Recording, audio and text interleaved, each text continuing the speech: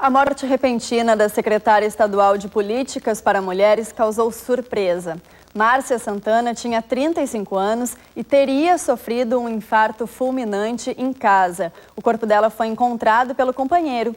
Quando o socorro chegou, Márcia já estava sem vida. O Dr. Gustavo Glotz de Lima, do Instituto de Cardiologia, vai nos ajudar a esclarecer principalmente as mulheres. Como se prevenir, doutor Gustavo? Tem como prever uma situação dessas, principalmente em mulheres, uma mulher tão jovem, né? 35 anos.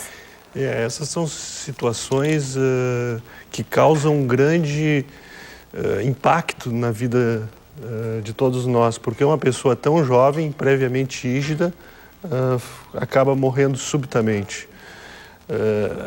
Isso é muito preocupante e a gente, infelizmente, isso não é tão raro como se gostaria que fosse.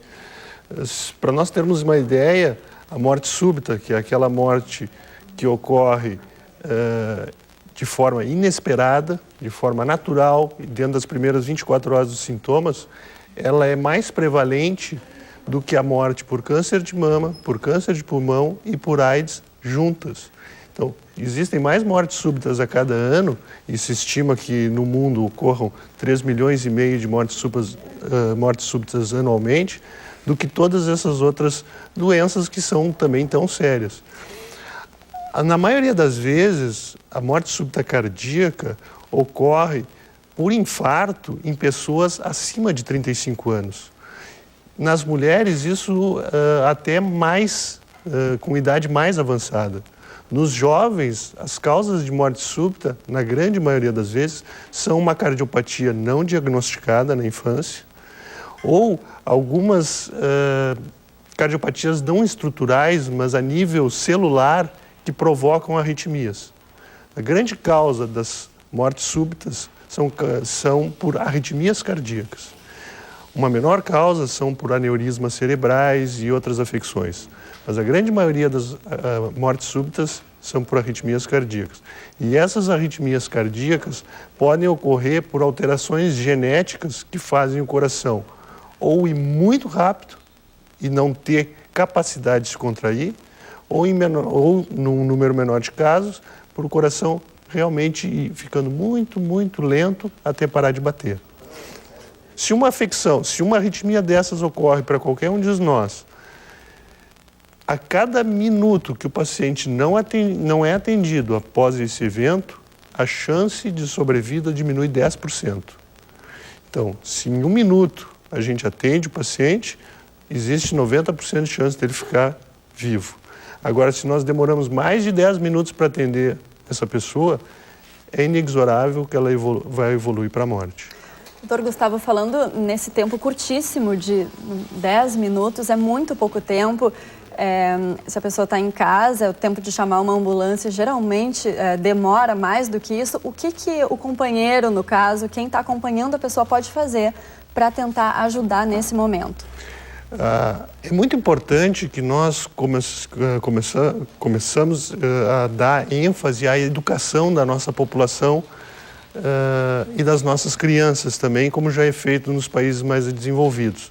Educação como? Com treinamento de reanimação de pessoas que sofram perda de consciência.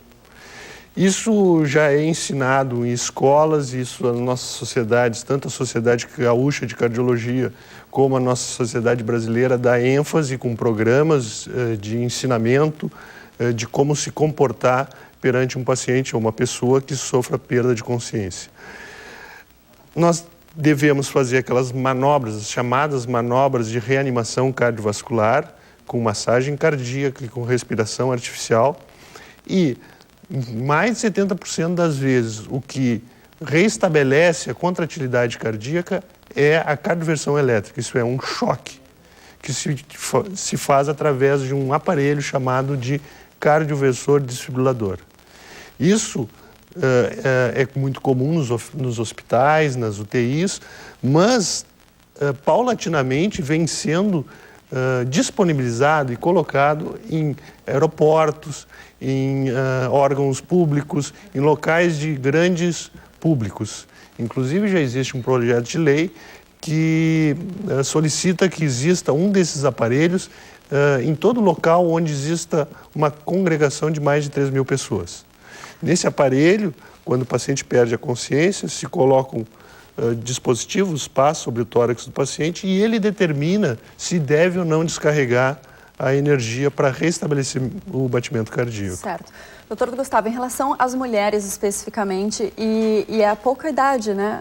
A pessoas jovens, mulheres jovens, a que se pode atribuir um mal súbito como esse? Algumas pessoas, existe uma especulação, né? A mulher contemporânea, o estresse, de repente a obesidade, isso realmente pode influenciar? Sim. Os infartos causando parada cardíaca são muito mais comuns em pessoas de idade avançada e são mais prevalentes no homem. A mulher vem sofrendo gradativamente, ao longo dos anos, gradativamente mais com esse problema, por um comportamento da vida moderna. Hoje a mulher, e principalmente a mulher jovem, trabalha muito, fuma mais do que fumava no passado e ainda é exposta a medicamentos hormonais, tipo pílula anticoncepcional, que favorece essa tríade, digamos assim, de estresse, tabagismo e uso de hormônios, basicamente os anticoncepcionais, favorece a formação de microcoágulos dentro da circulação que podem acometer as coronárias, podem causar um infarto, cada vez de forma mais precoce. Nós estamos observando isso no dia a dia e que pode levar a um infarto. E uma causa de morte do infarto pode ser uma morte súbita e uma arritmia cardíaca. Mas, de longe, isso é mais prevalente após os 35 anos. Antes dos 35 anos, nós temos que pensar sempre em cardiopatia congênita, em miocardiopatias herdadas e, portanto, familiares, e doenças genéticas iônicas, como síndrome de QT-longo, displasia ritmogênica e tantas outras. Se sabe que para aquelas pessoas que têm sintomas premonitórios, tipo desmaios recorrentes, palpitações inexplicadas, tonturas e quedas, história familiar de cardiopatias, arritmias e até mesmo morte súbita. Essas pessoas devem ser investigadas para que se previna um evento catastrófico desses. Existe uma série de exames disponíveis, existe uma série de medicamentos que nós podemos utilizar e hoje em dia, inclusive, nós temos determinados tipos de dispositivos que nós colocamos embaixo da pele, do tecido subcutâneo, que ficam monitorizando o coração constantemente para que, se um evento desses, o próprio aparelho dispensa aparelho externo, dispensa outra pessoa para fazer manobra de ressuscitação, o próprio aparelho detecta a arritmia e aplica uma descarga elétrica, fazendo o coração voltar a bater. Tá certo. Bom, doutor Gustavo, muito obrigada pelas informações. E a gente lembra, né, que o mais importante, acima de tudo, é o acompanhamento médico e prestar atenção aos sintomas do nosso corpo, porque o corpo avisa. Né, doutor? Mas muito obrigada. Uma boa noite para o senhor. No próximo bloco, seguimos falando da escolha do novo Papa, com o Frei Luiz Carlos Suzin. A gente volta já.